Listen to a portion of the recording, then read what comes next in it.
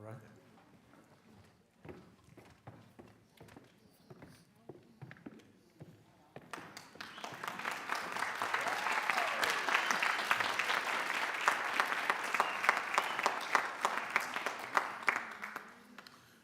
Well, my. Good evening, everybody, and thanks for joining us. Tonight, we're taking you on a journey of sound, sights, music, and exploration. We're calling this a documentary preview. And thank you to all the live streamers that are out there, and probably all my cigar buddies who are, instead of coming here, they're in front of the TV with a cigar and a mojito. So that's pretty good.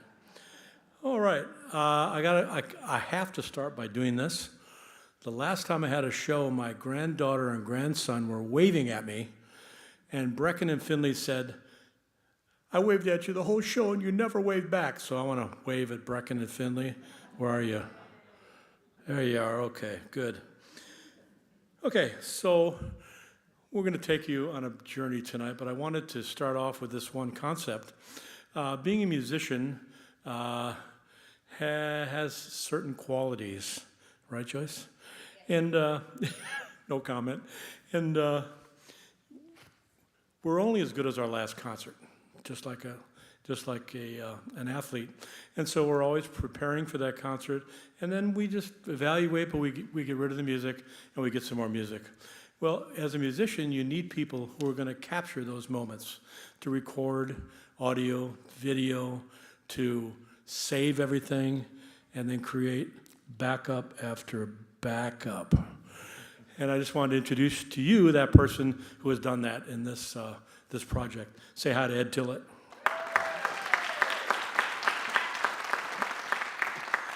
Since both Ed and I are with you in Modlin this evening, we're excited to walk and talk you through our discoveries from the past 25 years and show you what we found in our travels and experiences going to Cuba, of course, the U.S., and Spain. Now, I just want to tell you something. I was very, very fortunate to grow up in the hotbed of Latin rhythms, Wisconsin. Oh, it's true, and people, we would dance all the time, right? I mean, that's not what you need, and right, Myra? And my mom would get my brother and myself and my sister, and every weekend we'd go to the living room and dance to the polka. I was ready for Cuban rhythms, man. I tell you, those syncopations, doot, doot, doot, doot, doot, doot, we're ready. So fast forward a few years, I go to a conservatory, I get a call, and they said, we need a trumpet player for a salsa gig. And I mean, I'm a starving undergraduate. I thought I'd eat. So I said, great, salsa. I'll take it. So I went to the gig, and I asked the guy if we had music. And he said, oh, yeah, there's charts for everything. And I thought, yeah, I can sight read this stuff, no problem. So the music starts, and I'm counting 1, 2, 3, 4. I got to know when to come in with my notes. And all of a sudden, the vocalist came in, and I said, wow, that's not right. That is not where I think I am. So luckily, the person next to me puffed his cheeks like Dizzy Gillespie, and I memorized my first couple of measures, da-da-da, da-da-da, and I waited till his cheeks went out, and I was ready to go. So I've had this love affair for a long time with salsa. Back then, I didn't know that it's a combination of jazz on the top, the sounds on the top, which we'll talk about that in a little bit, and then all those Cuban rhythms underneath. Okay, so what started with sound, right, led me to Cuba, and now it's turned into relationships with colleagues, with people in Cuba, and of course people in the United States. And when I think I've known this all along. I deal in sound research. My research is sound. How is the sound made? Where does it go? What's the perception of that sound? How does it mix with sounds from another area? But I realized a long time ago that sound research is not really considered sound research. Get it? Sound research, yeah. It'll come to you. Just let it. Wait for it. So we've developed these stories, right, which will lead you kind of down the path that we have taken, and I'm excited to share that with you tonight. But first, we have a surprise for you, a message from a dear friend, an 8-time Grammy Award-winning pianist and composer, Arturo O'Farrill. This is Arturo O'Farrill congratulating Ed and Mike and the University of Richmond on the premiere of this incredible film. I was supposed to have been there, but it got changed, and my commitments and performance made it impossible for me to be there. But I really am sorry, because I know of my love for African diasporic culture through the Caribbean, and Mike has devoted his life into pursuit of these artistic collaborations for the past 30 years. It's going to be an amazing night. I wish I could have been there. I had to reschedule. Maybe soon I will be back, and I will be able to spend some time at the University of Richmond with my beloved Mike Davison. And then congratulations on this beautiful film. Enjoy, como se dice en español, disfrute, enjoy.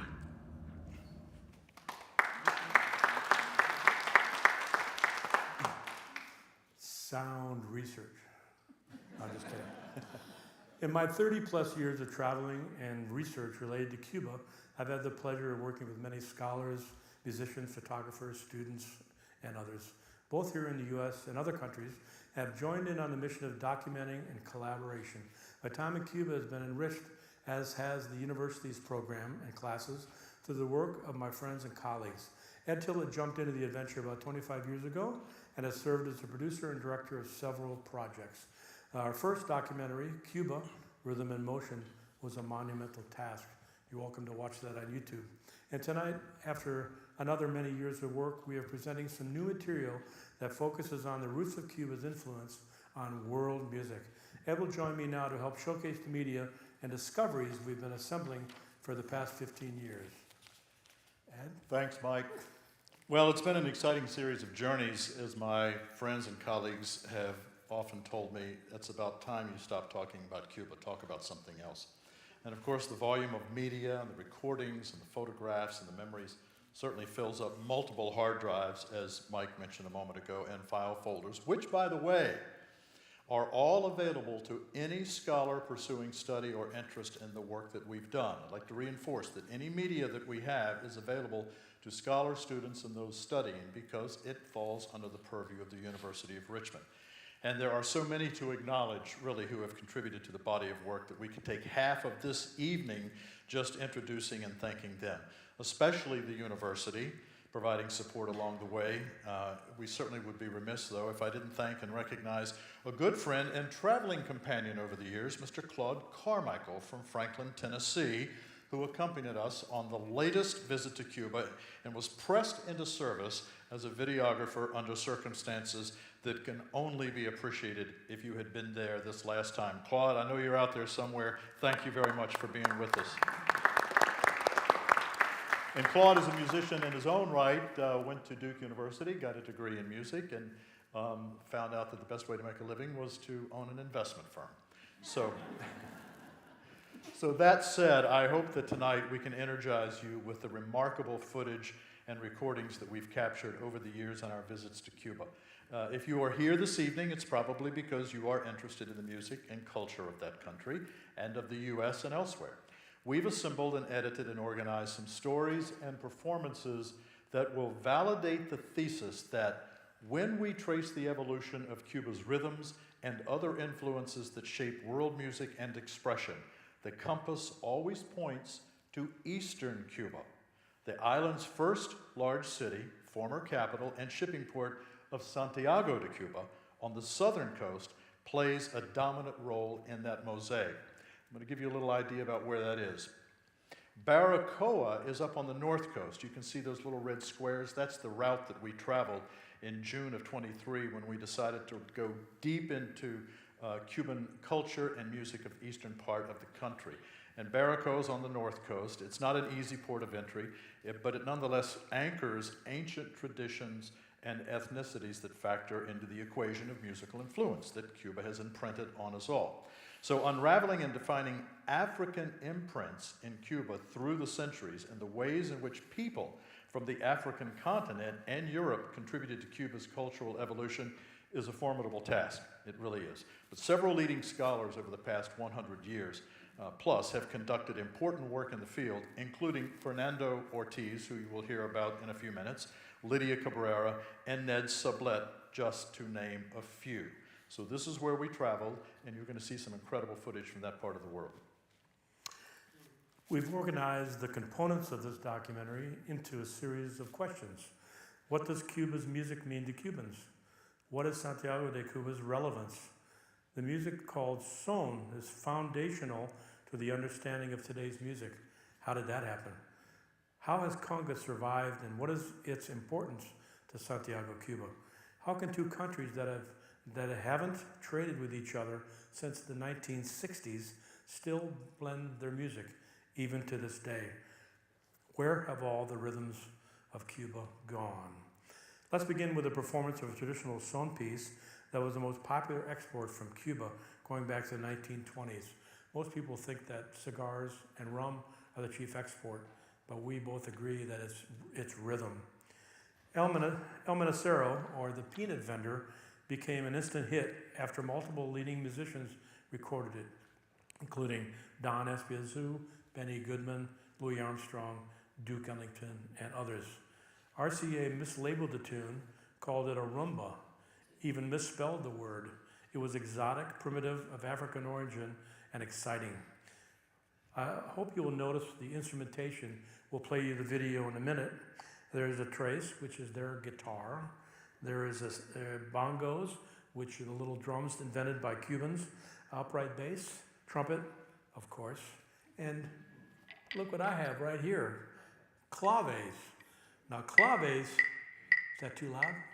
I'll play piano. Claves is a rhythm, and it's also these two wooden sticks. Imagine the day I found out that most of Cuban music has this in it. Even when they don't play this rhythm, everybody adheres to this rhythm. And we'll talk more about that when we get into popular music. So let's listen to a Cuban group performing El Menacero with an introduction by ethnomusicologist Elio Orovio. Cuando nace el son, alrededor de 1850, 1860, en la zona oriental de Cuba, en Baracoa, Guantánamo, Santiago de Cuba, ese son tiene en sí los elementos musicales que definen la posterior música cubana.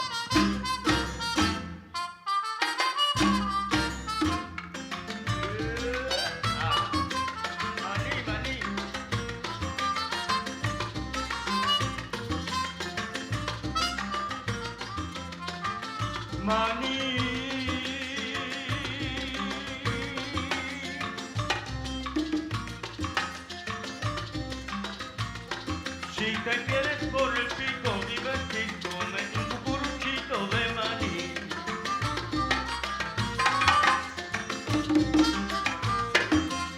Cuando la calle sola está, será de mi corazón.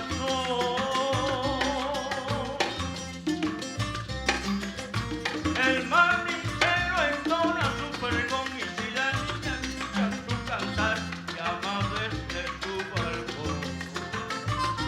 Llegó el maní, llegó el maní, llegó el maní, llegó el maní.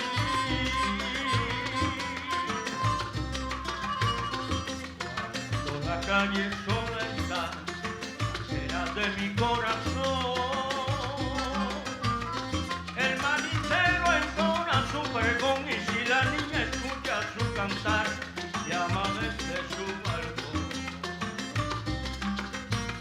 Ya llegó el manicero, ya llegó.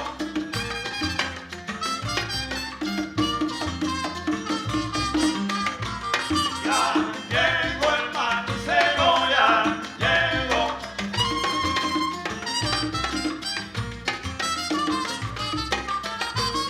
Ya llegó el manicero, ya llegó. El manicero ya llegó, caramba, ya llegó. Ya llegó el manicero, ya llegó. Pero mira, nena, chiquita linda, llegó el manicero, llegó. Ya llegó el manicero, ya llegó.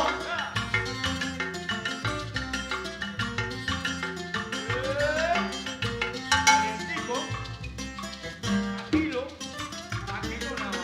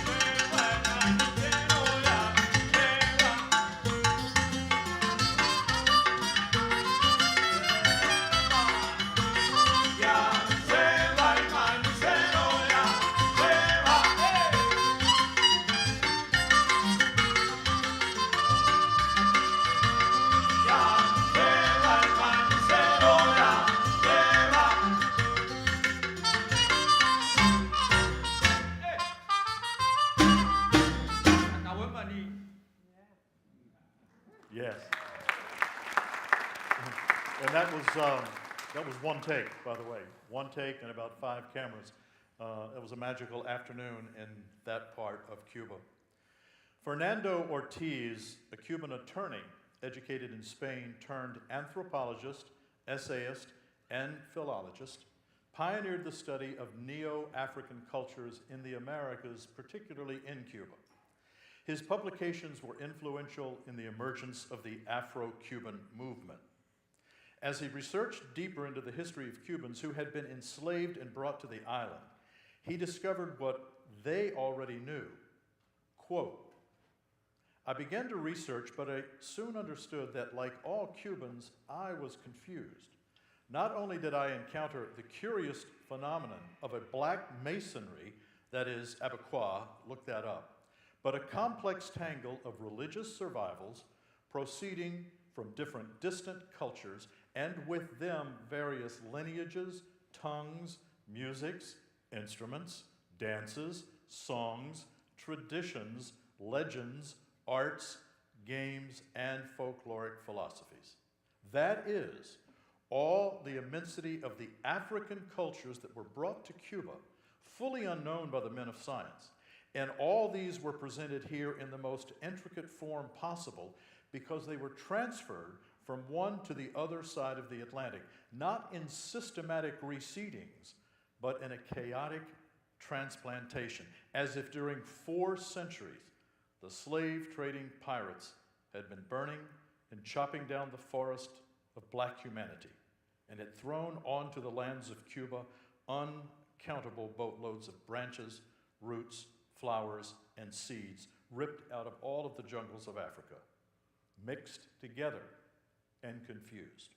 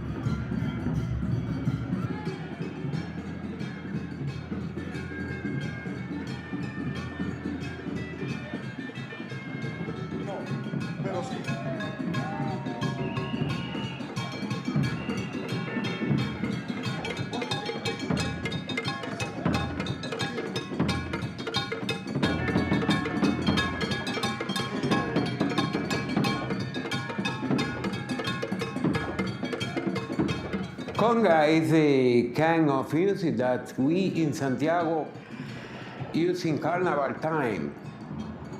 And the people enjoy just playing conga in every corner, and also they meet together to make something like a parade on the street.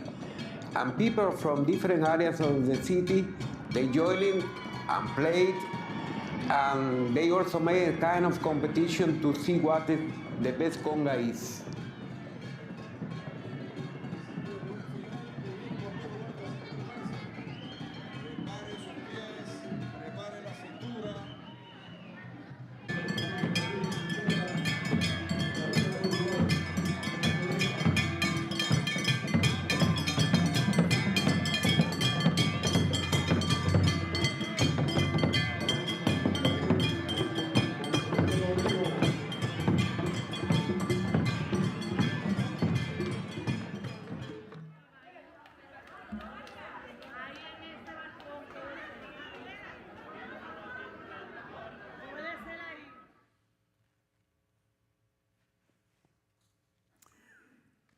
So, conga, carnival, street dancing are astounding manifestations of centuries of cultural expressions that started in eastern Cuba and remain there to this day. There are other places that you will see a celebration of this magnitude: Rio de Janeiro, Brazil, and Mardi Gras, which all happened this week. And to be in the midst of it is indescribable. Desi Arnaz Sr. was the mayor of Santiago, Cuba in the 1930s. He outlawed the conga drum in the streets because it was too African. You hit the drum with your hand. Meanwhile, in the early 1950s, across the Florida Straits, Desi Arnaz Jr. played Ricky Ricardo, a Cuban band leader on the I Love Lucy show. Anybody remember that? And my daughter's favorite show. The dad outlawed the drum. The son became famous because of it.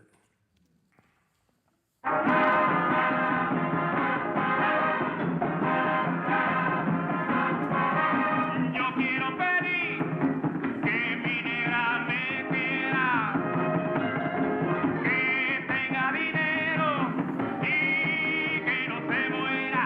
Ay, yo le quiero pedir a Babalu, una negra bembona como tú, que no tenga afro negro, que no se muera. ¡Hey! ¡Caballo! ¡Corre! Babalu, Babalu,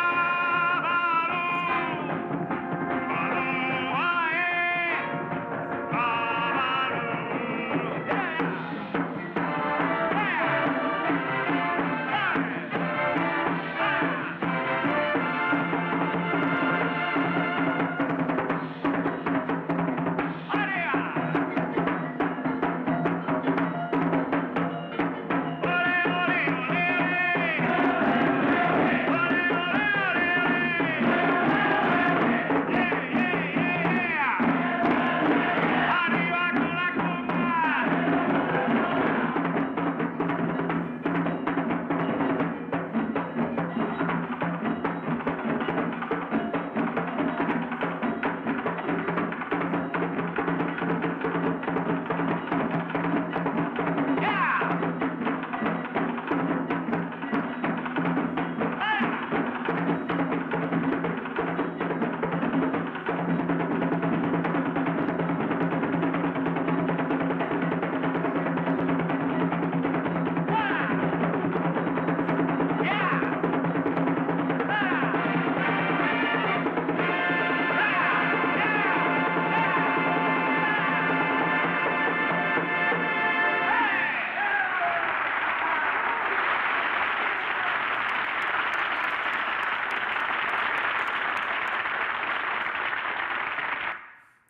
What do you think of that guy?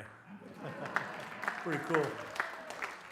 And I guess it just goes to show you that children never want to play the same music as their fathers did. The show was the reason that Cuban music was in everybody's ears in the 1950s. Other pioneers of Latin jazz are Xavier Cugat at the Waldorf Astoria and the bands at New York City's Palladium Ballroom. the three Itos, Tito Puente, Tito Rodriguez, and Machito. They were the bands that played there. Cuban rhythms were here to stay. You can't put a fence around sound. Music is colorblind. Many listeners hear with their eyes or thoughts or beliefs. Dancers and musicians hear with their ears. As we've discussed in our scripting and production sessions, Mike and I, if irony can be defined in this instance, it's worth noting that the freedom of expression in Latin jazz and salsa that manifests itself in dancing and performance was produced as a result of slavery, the most restrictive of human institutions. Cuba is the largest island in the Antilles, almost 800 miles from end to end. Havana on the north coast is closest to the U.S. and was officially, after 1607, the island's capital. Santiago is more Caribbean in its climate and vibe. A good comparison is that Santiago de Cuba is to Cuba what New Orleans is to the U.S. musically and even climatically, hot and humid and coastal. It was founded in 1515. Baracoa on the northeast coast predates that, founded in 1511. Slavery of indigenous people began immediately. Think about this. 1511, the Indians and indigenous persons who were living there were enslaved, and shortly thereafter, Africans were brought almost immediately, and it created the sound of Santiago.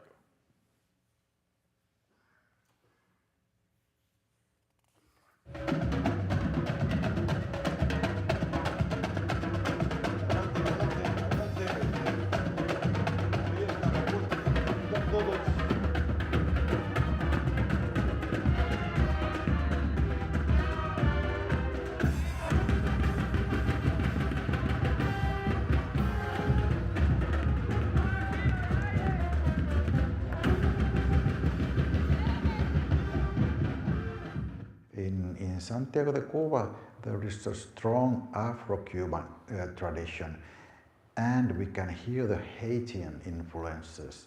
So that's an important element in the music of Santiago de Cuba. If we remember, after the slave revolt in Haiti in the end of 18th century, many French landowners, they had to come to eastern part of Cuba. Some of them went to New Orleans, and some came to Santiago de Cuba and Guantanamo, and they brought some of their slaves with them. And so this was a new element in this fusion between Spanish and African elements. The French Haitian element. I grew up in Santiago de Cuba. It's the most musical place in Cuba and one of the most musical places in all America, like Mexico, Brazil. The music for the people of Santiago is one of the most important things because you grow up hearing music day by day at home, on radio, on TV, and so on, and everywhere you go. Santiago was a place in every corner we have a bar where they play music, where they use the vitrolas, and we have music all the time. And when you're born with that, there is no choice to escape from this. You cannot underestimate the importance of Santiago de Cuba because it's very vital, the tradition and the cultural identity in Santiago de Cuba.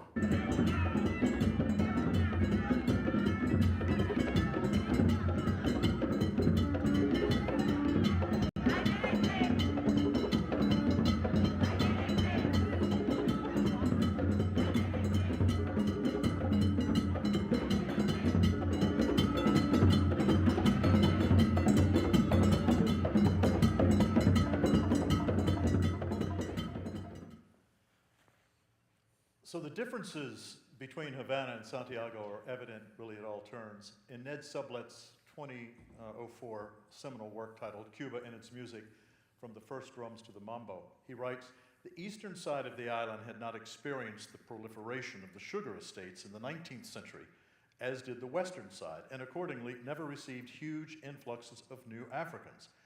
Bantu people had been in Oriente, that is the eastern side, since the 16th century. By the 19th century, their style was creolized, already Cuban. The rustic Oriental son spread through Cuba, developing local variants.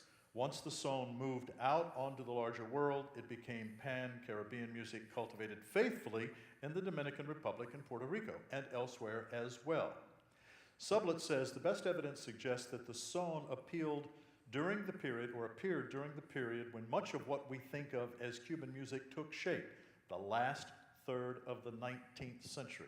But the core of the son must have been going on much earlier in the deep country in the mountains of Oriente, one of the most physically isolated areas of Cuba.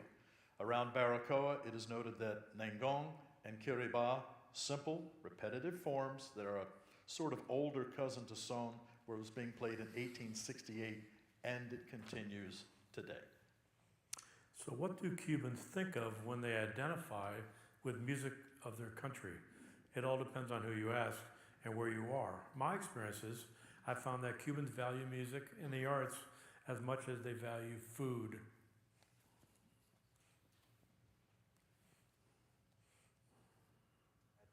Well, I think that Cuba is one of the three superpowers of music in America. When I speak about America, I speak about North America, Central America, Caribbean, and South America. United States, Brazil, and Cuba. And why is Cuba so important? I think Cuba is important because this small island with 11 million inhabitants has given birth to several different genres of music that were world music from the 40s, even from the 30s on. If I mention rumba, song, mambo, cha-cha-cha, conga, Cuban bolero, there are several genres that have traveled all around the world. And today, when you travel to Cuba, you still hear the strong roots of both African and Spanish elements in the Cuban music. They play, of course, North American popular music, Mexican popular music, but you hear very strong Cuban foundation in the music that they play today.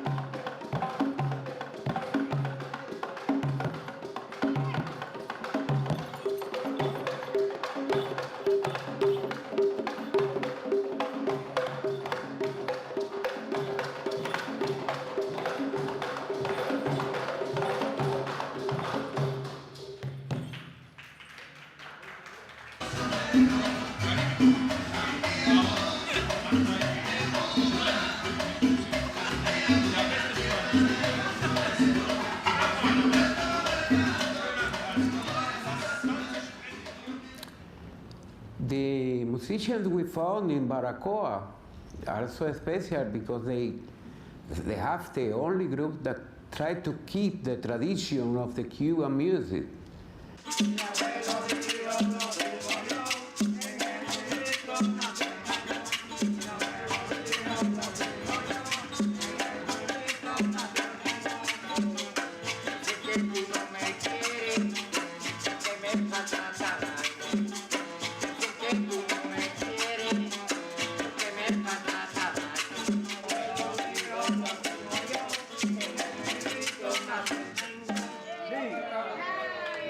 It's funny that they like salsa, they like song, but mainly they want to play his own music.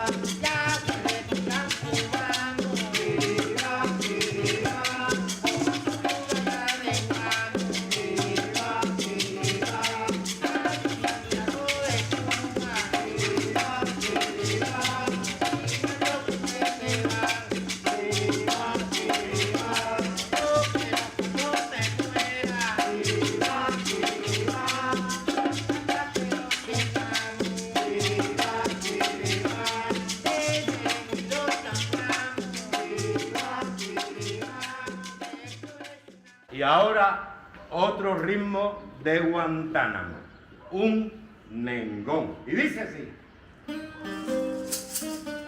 Dios me lo hará usar. Bendición, mamá, santo hijo, buenos días, ¿cómo era usted? Bendición, mamá, santo hijo, buenos días, ¿cómo era usted?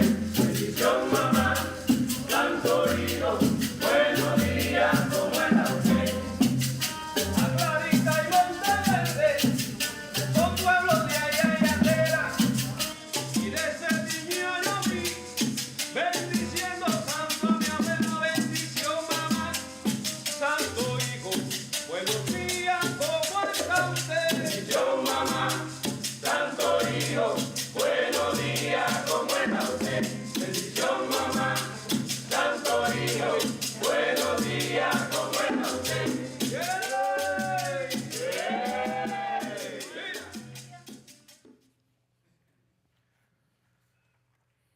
Yes, a nice group of performances that were taken in the eastern part of Cuba.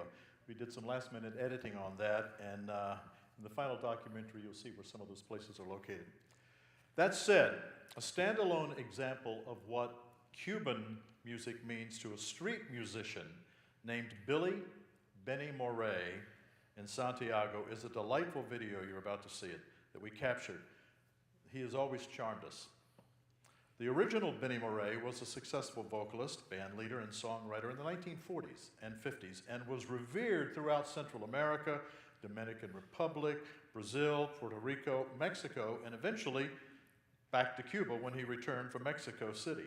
His career was short but impressive. He employed a jazz band modeled after the American big bands of the day. In fact, his band was called Banda Gigante, big band. In this short recording is the song Como Fue, performed by Billy Benny Morey in his home about a block from the town square in Santiago. Story has it that he was hired to sing Benny Morey's voice in a film some years back when the producers of that film could not get permission to use Morey's original recordings, which I think were owned by RCA. Billy Benny Morey.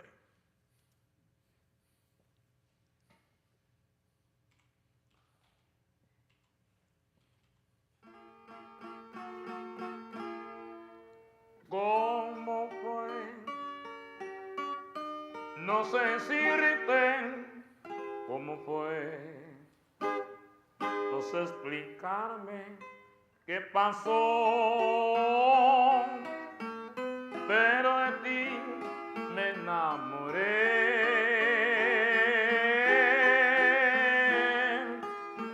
Fue una luz que iluminó todo mi ser. Tu risa como un manantial regó mi vida de inquietud.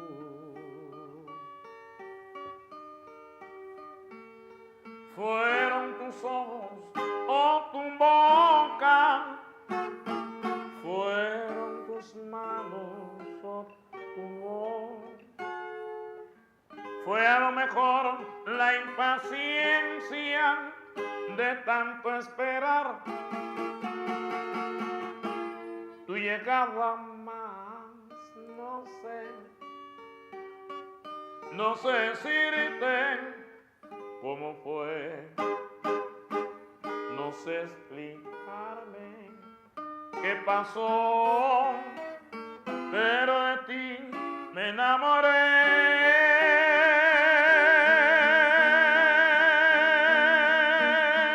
¡Hierro! ¡Ají!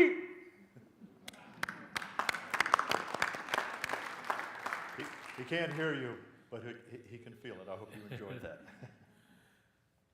So how long in your life does it take you to develop trust in someone, with someone? It takes a long time, right? I don't think it can be found in social media. Some of the people I trust are family members and people I've known for a very, very long time. So in Cuba, 30 years of baby steps. That was like a bad dream. I just appeared. I come back and tell people about it, and they'd say, well, how did you get to Cuba? I said, well, I flew on a plane, but people just didn't know where it was. So I used to tell people it's just south of Hopewell. And then they were happy with that. So when I first arrived in Santiago, I could not find another American. I felt special, but somewhat restricted. I could perform, but could not have my own concert. At least it couldn't be publicized. Couldn't do that with an American. We had to perform impromptu concerts in large vacant mansions that are now galleries and invite people from the surrounding neighborhoods to attend. Fast forward 30 years, when we arrive in Cuba, we are not only allowed to perform our own concerts, but we spend a day at the conservatory teaching the music faculty and students.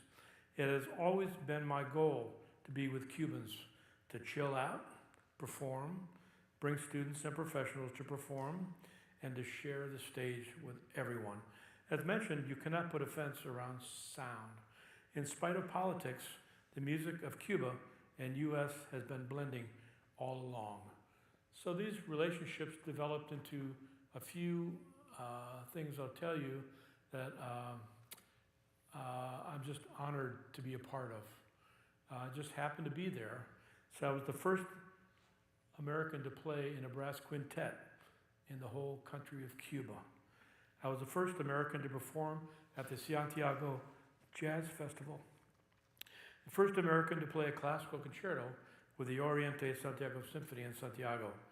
Premiered a trio in Havana with two faculty from U of R, which was written for me, and with my dear friend, trombone teacher, emeritus at Penn State, and our colleagues were the first Americans to perform and teach at the conservatory. Mario Bauza, the most important figure in Latin jazz, said it best when defining the genre we call Latin jazz. Cuba on the bottom, the low sounds of percussion and bass, and U.S. jazz on the top. The horn players playing with a jazz nuance and improvisations and harmony reminiscent of jazz. The fastest way to blend cultures is through the arts, and in particular, through music. What you'll see next is a compilation of works that were composed for me and fellow musicians. One person in particular, Daniel Guzman, the Leonard Bernstein of Cuba, composed many of the pieces that you'll hear.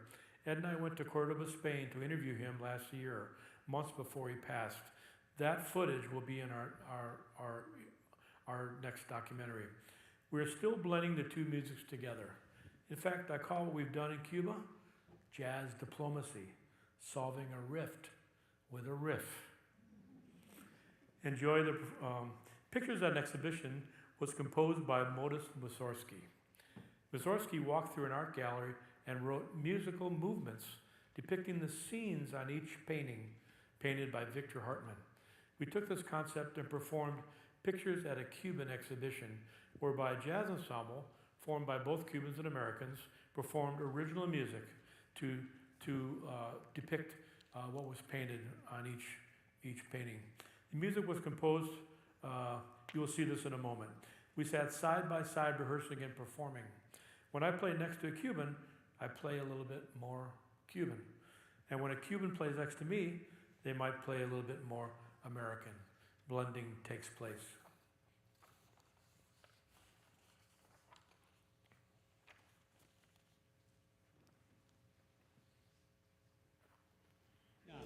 Folclor afrocubano, música Daniel Guzmán, obra musical Oya. Disfruten de este momento y desde aquí la convocatoria para un próximo encuentro de amigos del jazz. Buenas tardes.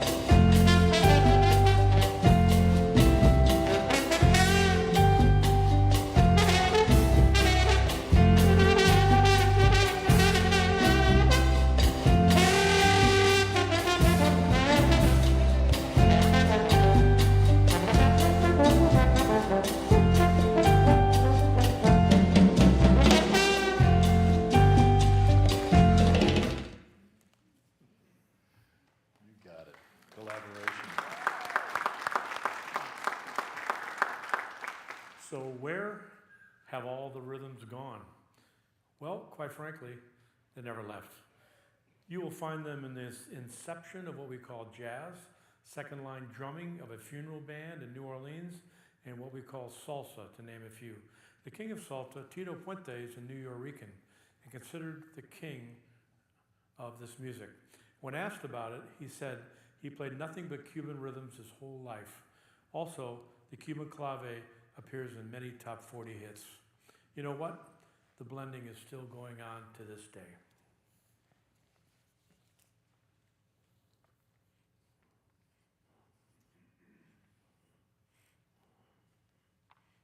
So the Caribbean connection, those habanero rhythms, those rhythms that took place in Congo Square, there were many rhythms. The ones that come down to us through history are the bambula, thanks to Louis Moreau Gottschalk, who spent time in Cuba and performed his famous composition, the banjo there, as well as his other composition, the bambula. That rhythm, that tresilo or bambula or habanero, it's what Jelly Roll Morton, when he is famously quoted as saying, the music has to have a Spanish tinge. Now that's what he said, but people look retrospectively, they say, well, he meant the Latin tinge. And he probably did mean that, but we don't want to put words in his mouth.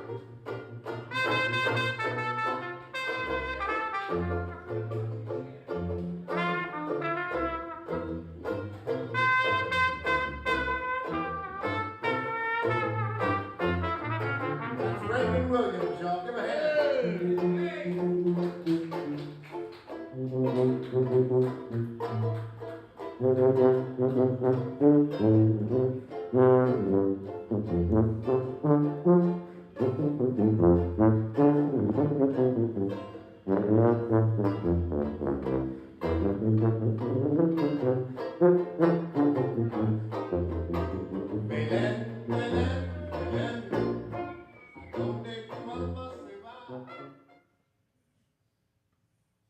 Contemporary definition of second line in the French Quarter, people get married and they want a second line, which means they want a small brass band to parade them through the French Quarter. Everybody's got handkerchiefs and umbrellas, right? And they're just going through the quarter. That is where it is today. It's also still very much in the neighborhoods and these larger processions with hundreds and hundreds of people.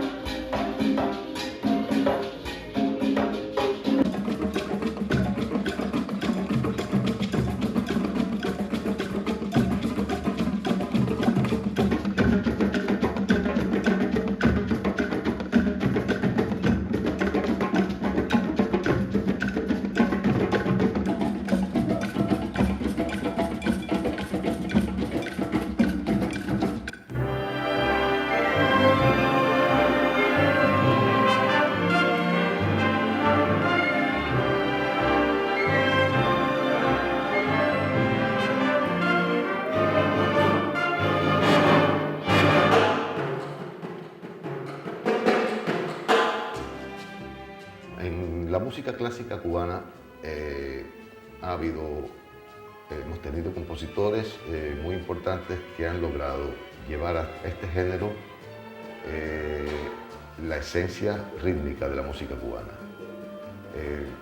Tenemos como grandes ejemplos a Félix Guerrero, a Carlos Fariña, a Leo Brouwer, uno de nuestros compositores contemporáneos más importantes, y además a Guido López Gavilán, que han logrado llevar no solo al género sinfónico, sino al género de cámara también, cuestiones muy importantes, ejemplos muy importantes de lo que es la música cubana y su esencia rítmica.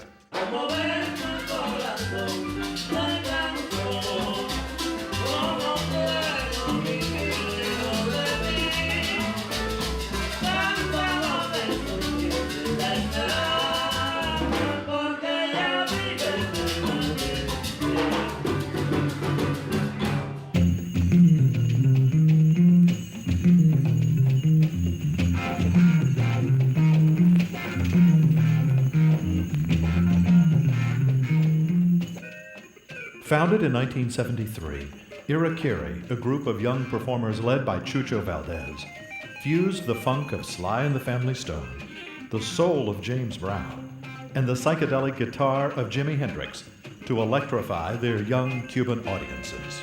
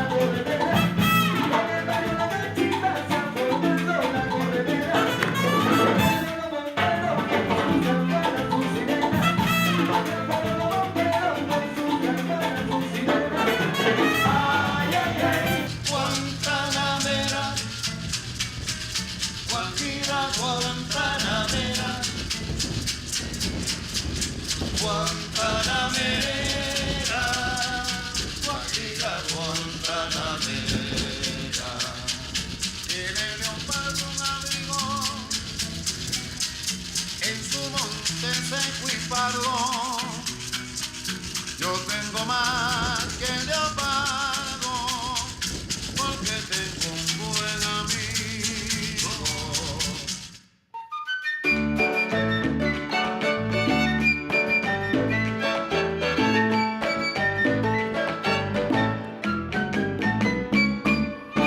Soy un chico delicado que nací para el amor. Este coche me ha estropeado. Para en la esquina, señor. Ya me duele la cabeza. Tengo estropeado un riñón. Y si sigo en este coche, voy a perder un pulmón.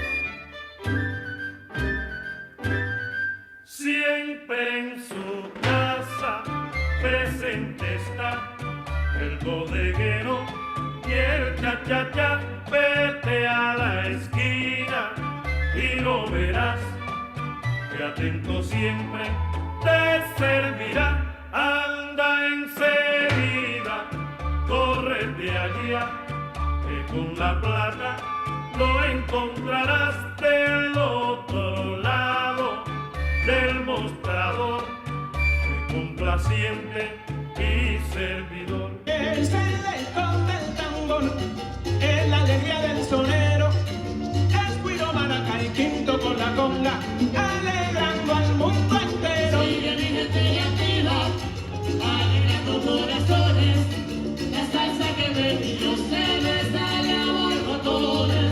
¡Ah! ¡Pero qué lindos! ¡Se ven lindos!